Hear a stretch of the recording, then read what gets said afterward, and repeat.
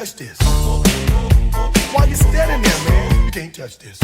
Yo, sound the bell, school is in, sucker. You can't touch this. Give me a song, a rhythm, making them sweat. That's what I'm giving them now. They know, you talk about the hammer, you're talking about a show that's hyped and tight. Singles are sweating so fast, I'm a whiteboard tape.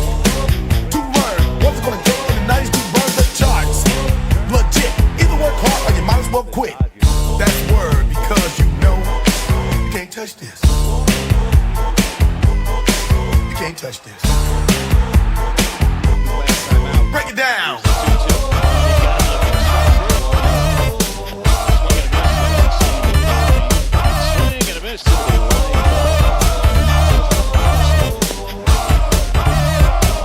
Stop. Hammer time. Go with the flow. It is said if you can't do this, then you probably are dead. So wave your hands in the air. Bust a few moves. Run your fingers through your hair. This is it. For a winner, dance to this, and you're gonna get there. The move. Slide your rump. Just for a minute, let's all do the bump. Yeah. Can't touch this.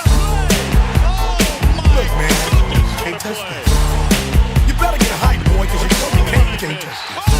Ring the bell, school's back in. Break it down.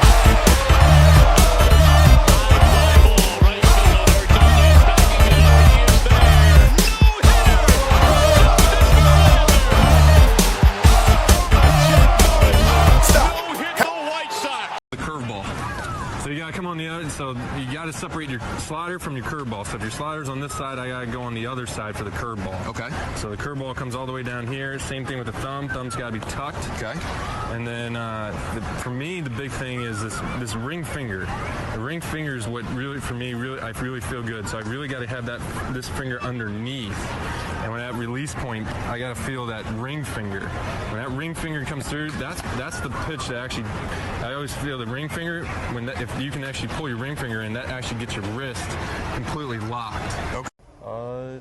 It was something that I've been throwing since I was, say, about like 10, 11, 12 years old, and it's kind of been an evolution. Okay. I started off with a knuckle curve, which is more of like a training, I would say it was more of like a training grip, and something that I was able to do to teach myself arm path, which way I wanted to actually throw it, learn how to spin it properly, and then from there it kind of, as my hands got bigger, I got older, more repetitions, it kind of evolved from there. The grip. How do you hold the curveball? So the one that I grew up throwing, and up until honestly I got drafted, was a very basic, like, not a spike you see some other people, but more of like a knuckle.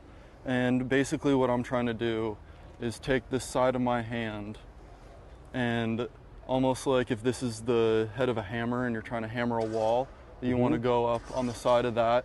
So when the ball comes out, that you're trying to get a tops, like a reverse four seam spin. Okay. So instead of the four seam, which is traveling this way, you're almost trying to do the exact same thing, but forward, so you can get as many revolutions as you can, so eventually the ball will drop. Okay. And a lot of that has to do with just learning the spin, because a lot of times you might see a dot or you might get around it. But a big thing for me, and I still do it to this day before my bullpens and even catch play in the outfield, is just spin drills of making sure that I'm on top, I'm on time, and it's spinning properly, because if you don't have any of those, you're not going to be able to successfully execute the pitch. For me, it's not as much about shape, because everyone has their own arm angle. Okay. Not everyone throws a traditional 12-6 curveball. To be able to do that, you have to have a pretty high arm slot, get on top, and have it come directly down. A lot of people are out to the side.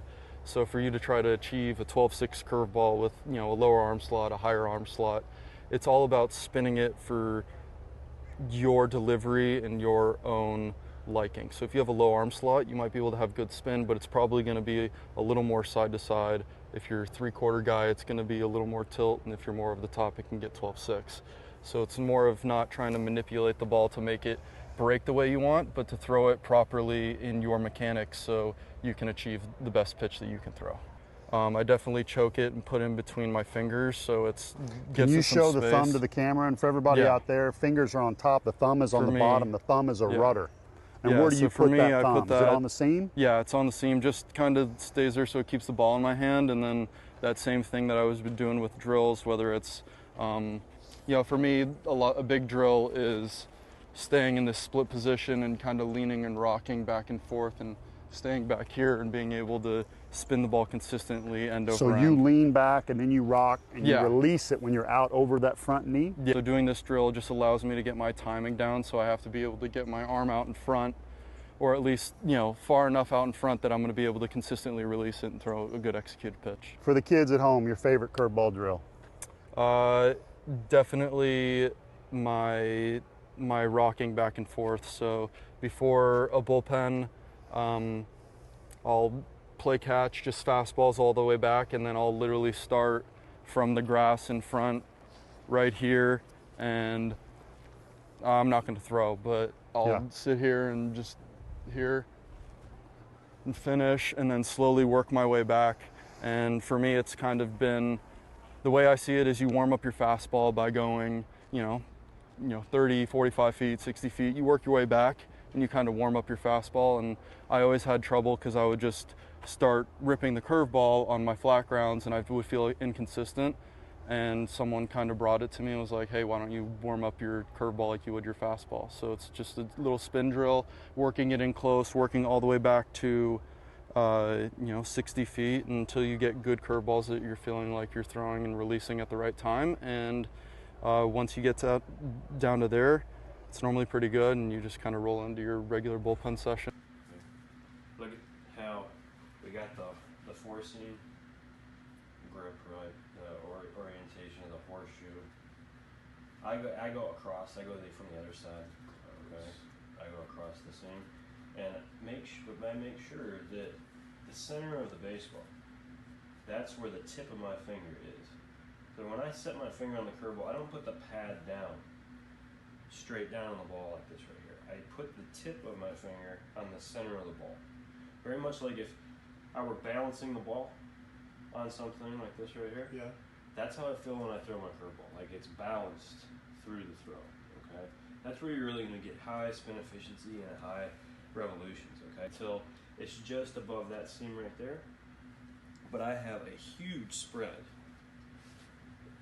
from my middle finger to my ring finger.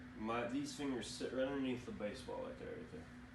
Okay, why would I want that? Yeah, so yeah, look how far I'm under that seam with these. Does that just create additional pressure? Yeah, the tension in your hand right there forces your hand to want to go boom like that right at the end of the throw. Okay, so that's what Scherzer's talking about. Is when he's pulling back with this. Do you think about using your wrist to make it spin or your fingers? My fingers. Good. Just like that right there. Yeah. So I create that tension in there. I got the tip of my finger and then this one spike, and I'm trying to take my knuckle of my index finger right out toward the target. Just trying to put I'm going thumbs up. You know, I mean I never had any trouble with that, getting that ball hit. So I think that the tension you create between the middle finger and the ring finger, the thumb placement is going to be unique to feel, right? It's going to be unique to your feel. And then this, guys, this is huge, okay? Spinning it from the tip of your finger, not from the pad, is going to be really big for you if you can learn how to use that right away, okay? And next week, after we work on it today, we will actually get out the pitch logic ball and compare grips so that you guys can see whether what you're feeling is actually what's translating in real life, okay? Can't touch this. I told you. Can't touch this. Too high. Can't touch this. Yeah, we out of here. Can't touch this.